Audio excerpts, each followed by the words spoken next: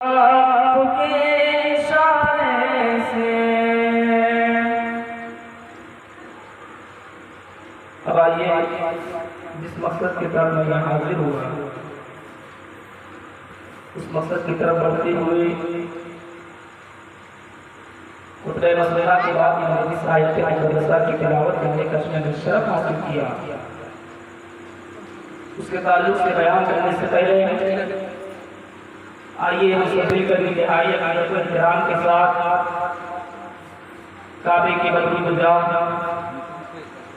طیبہ کی شمس الضحیٰ شافعی روض جزا یعنی احمد مصطفیٰ محمد مصطفیٰ صلی اللہ علیہ وسلم کی بارگاہ گوہر میں ہدیہ درود پاک پیش کرنا ہے۔ اللہم صلی علی سیدنا و شفیعنا و حبیبنا مولانا محمد بارک وسلم صلاۃ و سلام علیک یا رسول اللہ صلاۃ و سلام علیک یا حبیب اللہ صلی اللہ علیہ وآلہ وسلم۔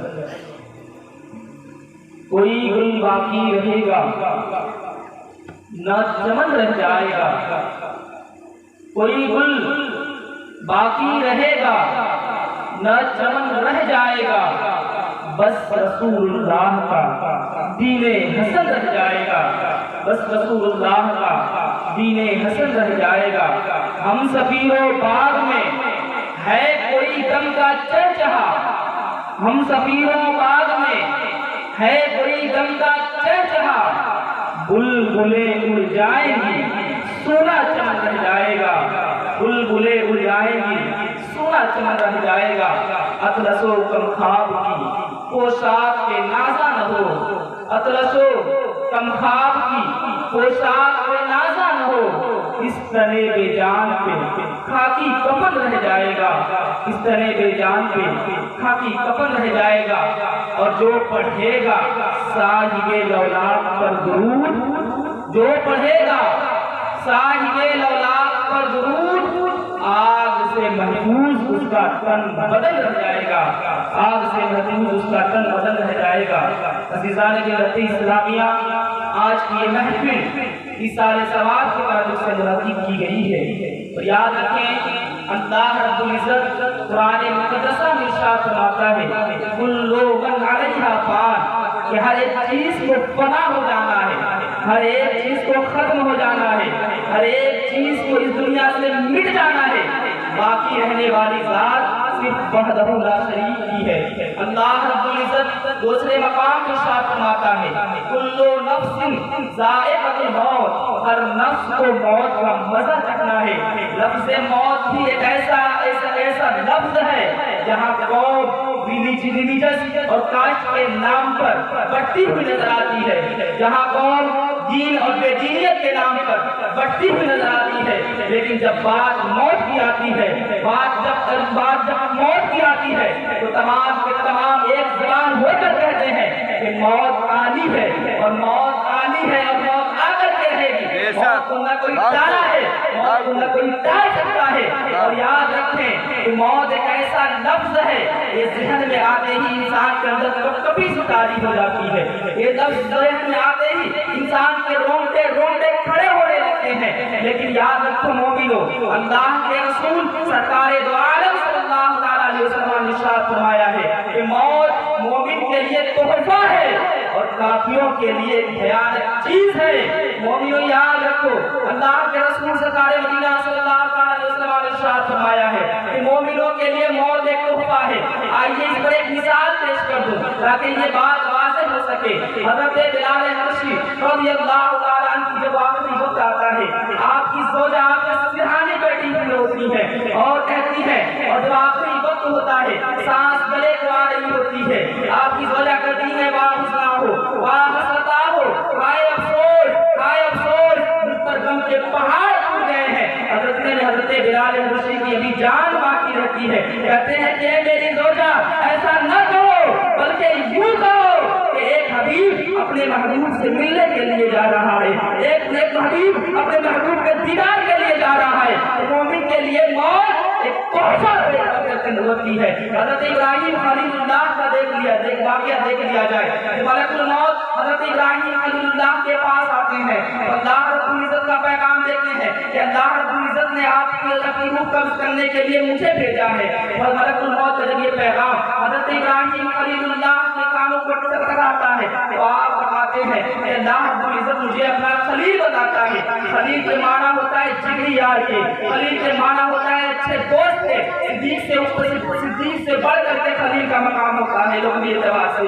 اللہ ابراہیم خلیل اللہ کہتے ہیں کہ اللہ رب العزت مجھے خلیل اپنا بتاتا ہے اور روح ساتھی میری روح بھی قبض کرنے کے لیے بھیجا ہے، میرے جسم کو بغیر روح سے الگ کرنے کے لیے بھیجا ہے۔ حضرت ملک الموت اللہ کی بارگاہ میں واپس آتے ہیں اور اللہ کی بارگاہ میں ابراہیم خلیل اللہ کا پیغام پہنچاتے ہیں۔ اللہ رب العزت فرماتا ہے کہ اے ملک الموت جاؤ حضرت ابراہیم کو کہنا، حضرت ابراہیم خلیل اللہ کو کہنا کیا کوئی خلیل ایسا بھی ہے ایک خلیل بلائے اور دوسرا خلیل نہ آئے۔ جب یہ پیغام حضرت ابراہیم خلیل اللہ کے پاس پہنچتا ہے حضرت ابراہیم خلیل اللہ کہتے ہیں کہ دیر نہ کرو، ابھی کا ابھی رکو۔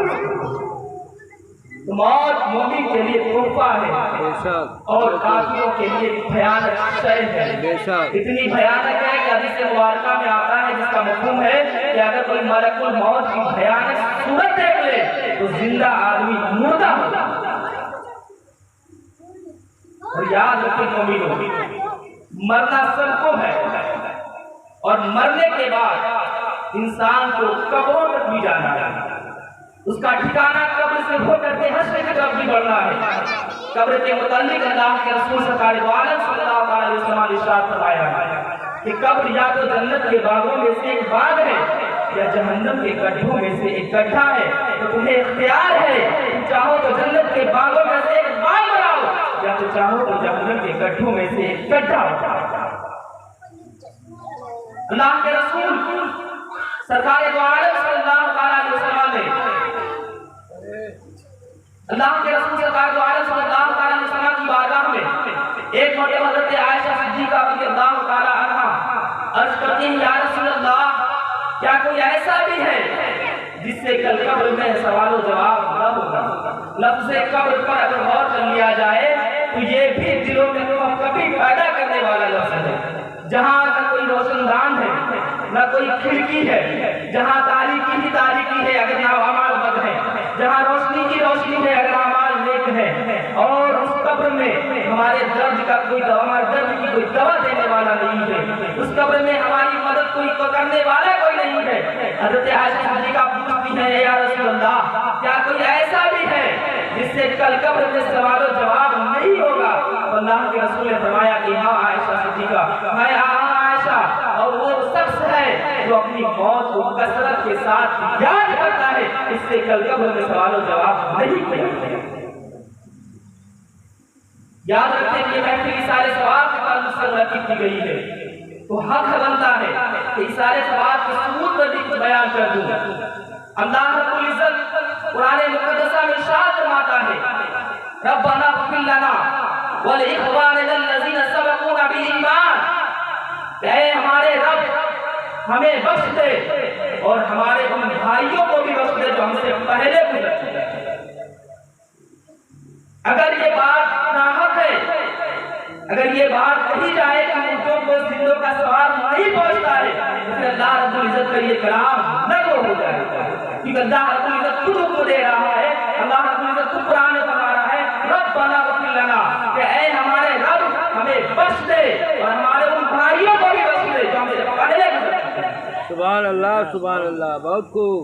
اور پھر حضرت ابراہیم خلیل اللہ کی وہ دعا بھی یاد آ جاتی ہے جس کو اللہ رب العزت نے قرآن مقدسہ میں نقل فرمایا ہے اللہم ربنا اغفر لی ولوالدی وللمؤمنین، اے ہمارے رب مجھے بھی بخش دے اور میرے والدین کو بھی بخش دے۔ حضرت ابراہیم خلیل اللہ کے والدین اس دنیا سے جا چکے تھے، حضرت ابراہیم خلیل اللہ کی اس دعا کو اللہ رب العزت قرآن مقدسہ میں نقل فرما رہا ہے، اور یہ آیت اس بات سارے ثواب پر دلیل ہے۔ اللہ رب العزت فرماتا ہے کہ اے ابراہیم کی سنت کو نبھاتا ہے، اور کہتا ہے اللہ رب العزت اے دعا کر اللہ رب العزت کی یہ آیت اس بات سارے ثواب پر دلیل ہے، اور اگر اس بات سارے ثواب کا انکار کریں گے تو یہ دلیل بے لغو اور بے معنی ہوگی، لغو اور بے معنی ہوگی۔ حدیث مبارکہ سے بھی بیان کرتا چلتا اللہ کے رسول سرکار مدینہ صلی اللہ علیہ وسلم نے ارشاد فرمایا جب انسان مر جاتا ہے اس کے سارے عمل منقطع ہو جاتے ہیں، یعنی اگر وہ نماز پڑھتا ہے تو مر جاتا ہے، وہ نماز نہیں پڑھتا اس کے روح کا ثواب نہیں پہنچتا، حج کرنے جاتا ہے، حج کر کے آتا ہے اس کا ثواب ختم ہو جاتا ہے، روزہ رکھتا ہے روح قبض کر لی جاتی ہے، روح اس کے بعد اس کا ثواب وہاں پہ ختم ہو جاتا ہے۔ لیکن اللہ کے رسول نے فرمایا کہ ہر چیز کا ثواب منقطع ہو جاتا ہے، لیکن تین چیز ایسی ہیں جس کا ثواب اس کو مرنے کی بعد بھی اس کی روح کو جاری ہے اور ساری۔ اس میں سے ایک اللہ کے رسول نے فرمایا کہ صدقہ جاریہ ہے۔ صدقہ جاریہ سے مراد کوئی ایسا صدقہ کرنا جیسا کہ مثال کے طور پہ مسجد بن رہی ہے یا مسجد میں کسی چیز کی ضرورت ہے، مدرسے کی تعمیر ہو رہی ہے یا مدرسے میں کتابوں کی ضرورت ہے یا کوئی ایسی چیز اللہ کی راہ میں قربان کر دینا، کسی غریب کے بچے کسی غریب کی بچی کی شادی کرا دینا یا کوئی ایسا کام کرا دینا جس کا ثواب اس کی نسلوں منتقل ہوتا رہے، جس کا ثواب بندہ مر بھی جاتا ہے اس کی روح کو اس کا ثواب پہنچتا ہے۔ واہ سبحان اللہ سبحان اللہ۔ اور دوسری چیز اللہ کے رسول نے فرمایا علم نافع۔ علم نافع سے مراد یوں ہے کہ میں یہاں کھڑے ہو کر کے جو کچھ بول رہا ہوں،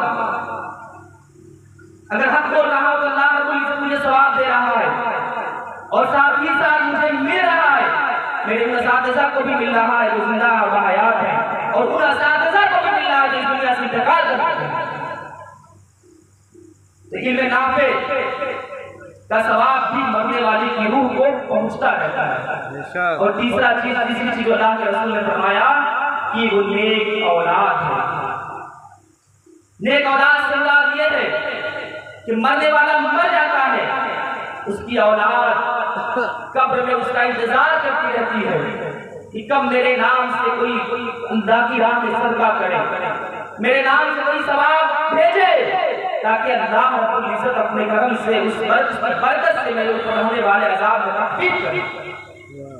اور یاد رکھیں اللہ کے رسول سرکار مدینہ صلی اللہ علیہ وسلم نے ارشاد فرمایا کہ میری امت میں کچھ گناہگار ایسے ہوں گے جو قبر میں جائیں گے تو گناہگار ہوں گے، لیکن جب قبر سے نکلے ہوں گے تو نکلے ہوں جب قبر سے نکلیں گے تو گناہوں سے پاک اور صاف ہوں گے۔ تو پوچھا صحابہ کرام یا رسول اللہ وہ کیسے؟ تو کہا کہ ان کی اولاد ان کے لیے سارے ثواب کرے گی، اللہ رب العزت اپنے فضل سے ان کے گناہوں کو مٹا دے گا اور ان کے نامہ اعمال میں بلندی عطا کرے گا۔ سبحان اللہ بہت خوب۔ اور حضرت موسیٰ نبی علیہ السلام کا وہ واقعہ بھی ہے کہ آپ کا گزر ایک قبر کے پاس میں ہوتا ہے، دیکھتے ہیں کہ قبر والے میں عذاب ہو رہا ہے، قسم قسم کے عذاب میں مبتلا ہے۔ اس شخص کی قبر جہنم کے گڈھوں میں سے ایک گڈھا بنی ہوئی ہے، اس شخص کی قبر میں قسم قسم کے عذاب کے فرشتے موجود ہیں، اس شخص کی قبر میں قسم قسم کے کیڑے اور مکوڑے موجود ہیں۔ حضرت موسیٰ نبی علیہ السلام کا گزر اس قبر سے ہو جاتا ہے اور وہ گزر کر کے چلے جاتے ہیں، اور پھر جب چند سالوں کے بعد کچھ عرصے کے بعد دوبارہ اس قبرستان سے گزر ہوتا ہے، اسی قبر کا ملاحظہ کرتے ہیں جس قبر کو جاتے ہوئے ملاحظہ کیا تھا، کیا دیکھتے ہیں کہ کل جو قبر جہنم کے گڈھوں میں سے ایک گڈھا بنی ہوئی تھی، کل تک جس قبر والے پر عذاب ہو رہے تھے، آج وہ قبر جنت کے باغوں میں سے ایک باغ بنی ہوئی ہے۔ آج اس قبر والے پر جنت کی ناز و نعمت کے دروازے کھلے ہوئے ہیں، آج وہ جنت کے باغوں میں کھیل رہا ہے، آج اس قبر والے پر اللہ رب العزت کی رحمتیں ہوتی ہوئی ہیں، اس کی قبر کشادہ نظر آ رہی ہے۔ حضرت موسیٰ نبی علیہ السلام بارگاہ رب الجلال میں عرض کرتے ہیں، اے پاک پروردگارہ کی ماجرا کیا ہے، اس کی وجہ کیا ہے؟ ابھی چند برس پہلے میں گزرا تھا، اس قبر والے پر عذاب ہو رہا تھا، اور اب گزر رہا ہوں تو یہ قبر والا جنت کے باغوں میں سے ایک جنت کے باغوں میں سے ایک باغ بنی ہوئی ہے، آخر اس کا ماجرا کیا ہے؟ اللہ رب العزت فرماتا ہے، اے موسیٰ جب یہ مرا تھا تو اس کی بیوی حاملہ تھی، اور جب اس کی بیوی نے اپنے بچے کو جنا اور جننے کے بعد جب پڑھنے کے قابل ہوا تو اس کی ماں نے، اس کے بچے کی ماں نے اسے اپنے اس وقت کے استاد کے پاس لے جاتے تھے، تعلیم کا آغاز کرایا۔ استاد نے کہا کہ تعلیم کا آغاز کرو، اللہ رب العزت کے نام سے پڑھو، اللہ رب العزت کے نام سے۔ اللہ رب العزت فرماتا ہے، میری رحمت کو گوارا نہیں ہوا کہ جس کا بیٹا میرے نام سے اپنی تعلیم کا آغاز کر رہا ہے اس کے بعد کو میں قبر हमें अजाब। वाह बहुत खूब। अल्लाह रब्बुल इज्जत जो कुछ भी हम नेक अमाल करते हैं उसका सवाब हमारे लोगों को, हमारे घर वालों को, हमारे मरहूमीन को पहुंचा देता है। अल्लाह के रसूल सरकार मदीना सल्लल्लाहु अलैहि वसल्लम एक मरतबा कब्रिस्तान से गुजरते हैं, देखा कि दो कब्र वालों पर अजाब हो रहा है। आप सल्लल्लाहु अलैहि वसल्लम दरख्त की दो टहनियों को तोड़ते हैं और तो हरी भरी टहनियों को तोड़ करके दोनों कब्रों पर गाड़ देते हैं। साहबे कराम माजरा देखते हैं, पूछते हैं या रसूल अल्लाह माजरा क्या है?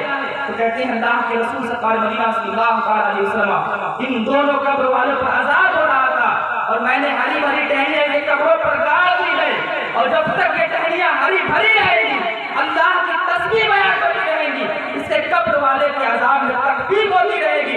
जब उन हरी भरी टहनियों के तस्बीह और तालील से कब्र वाले के अजाब में तकलीफ हो सकती है तो मोमिन ईमान वाले दिल के तस्बीह और तहलील की वजह से कब्र वाले के अजाब में तकलीफ क्यों नहीं होती? सुभान अल्लाह बहुत खूब माशाअल्लाह। तो बेशुमार अहादीस मुबारका है इसाले सवाब के सबूत पर, बेशुमार आयत मुबारका इशारा करती है इसाले सवाब के सबूत की तरफ। बहुत खूब। याद रखें अल्लाह के रसूल सरकार दो आलम सल्लल्लाहु अलैहि वसल्लम का फरमाने आली शान है। अल्लाह के रसूल सरकार दो आलम सल्लल्लाहु अलैहि वसल्लम का फरमाने आली शान है कि कब्र में मुर्दा, फरमाने आली शान का मफहूम है कि कब्र में मुर्दा अपने घर वालों की तरफ की राह देखता रहता है और इस बात की तरफ राह देखता है कि मेरे नाम से कब वो अल्लाह की राह में बेनिस्बत अल्लाह की राह में खर्च करके, अल्लाह की राह में इबादत और रियाजत करके, चाहे वो माली इबादत हो, चाहे वो बदनी इबादत हो, चाहे वो कैसी भी अल्लाह की रज़ा के लिए काम किया गया हो, उसका सवाब उस मुर्दे को पहुंचाए। और अगर जब उस बंदे को रूह को पहुंचाया जाता है तो कब्र वाला अपने तमाम गिर्द गिर्द के कब्र वालों पर फख्र करता है और कहता है कि ये मेरे घर वाले हैं, इन्होंने मेरे नाम से सारे सवाब।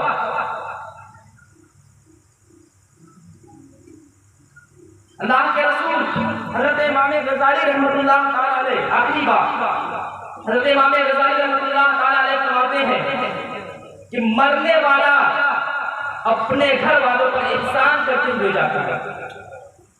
पूछा गया कि वो कैसे? किसी का बाप जा रहा है तो उसके ऊपर से शब्द का साया उठ रहा है, किसी का बेटा जा रहा है उसके बाप की कब्र टूट जा रही है, किसी की माँ जा रही है उसकी आंखों से आंसू नहीं थम रहे हैं, किसी की बहन जा रही है तो उसके हया के पर्दे टूटते हुए नजर आ रहे हैं। तो पूछा गया कि कैसे? कहा कि वो जाने वाला इस बात का मुतनब्बिह करता हुआ जाता है, इस बात की तरफ इशारा करते हुए जाता है कि मैं तो चला गया हूँ, अब तो मुतनब्बिह हो जाओ और होशियार हो जाओ, जाना तुम्हें यही है और नसीहत हासिल करो इस मरने वाले। इस माना करके वो इंसान करते हुए बहुत खूब। और अल्लाह रब्बुल इज्जत ने मरने का कोई वक्त सबका मुतय्यन कर दिया है और साथ ही साथ इसको मख्फी रख दिया। मतलब मरने का कोई वक्त मुतय्यन नहीं है। हमने देखा है आने के लिए अल्लाह रब्बुल इज्जत ने एक निजाम बना दिया है। पहले बाप आएगा फिर बेटा आएगा, पहले माँ आएगी फिर बेटा या बेटी आएगी, पहले दादा आएगा फिर बाप आएगा। लेकिन याद रखें अल्लाह रब्बुल इज्जत इसका मोहताज नहीं है। अल्लाह रब्बुल इज्जत कादिर मुतलक है। वो बिन माँ बाप के हज़रत आदम अलैहिस्सलाम को पैदा करता है, बिन माँ के हज़रत हव्वा को पैदा करता है, बिन बाप के हज़रत ईसा रूहुल्लाह को पैदा करता है। अल्लाह रब्बुल इज्जत मोहताज नहीं है। लेकिन निज़ाम कुदरत के लिए अल्लाह रब्बुल इज्जत ने कानून बनाया है कि पहले बाप आएगा फिर बेटा आएगा, लेकिन जाने के लिए कोई कानून नहीं है। तुमने देखा है कि बूढ़ा बाप बिस्तर पर लेटा हुआ है, एक जवान बेटा अपनी मंजिल की तरफ जा रहा है। हमने देखा है कि माँ अपने बच्चे अपने गोद में खिलाते हुए बच्चे को खुद के दम को तोड़ते हुए देख रही है। माँ देख रही है कि बच्चा जो गोद में खेल रहा है वो दम तोड़ रहा है। हमने देखा है एक बूढ़ी माँ को अपने बच्चे अपने पोते को जनाजे पर रोते हुए देखा है।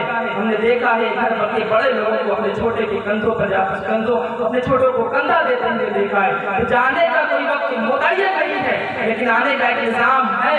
तो अल्लाह के बुजुर्ग से पूछा गया कि अच्छा ये बताइए कि तौबा कब किया जाए? کہا کہ اپنے مرنے سے ایک دن پہلے جب جانے کا وقت ہی متعین نہیں ہے تو پوچھا گیا تھا کیسے معلوم ہو؟ کہا کہ جب مرنے کا وقت ہی نہیں معلوم ہو تو ہر دن مرنے کی تیاری کرو اور ہر دن مرنے کی تیاری کرو اور مرنے کے ساتھ ساتھ یہ اللہ کے رسول نے فرمایا محاسبہ قبل ان تحاسبوا، اس سے پہلے کہ حساب لیا جائے اپنا محاسبہ کرو۔ اور ساتھ ہی ساتھ اللہ کے رسول سرکار مدینہ صلی اللہ علیہ وسلم کا فرمانے عالی شان آخری میں یہ ہے، آخری بات اللہ کے رسول سرکار مدینہ صلی اللہ علیہ وسلم نے ارشاد فرمایا کہ مومن کے جنازے پر 40 لوگ اگر اکٹھا ہو جائیں تو اللہ رب العزت ان کی گواہی سے اس قسم کی مغفرت کر دیتا ہے۔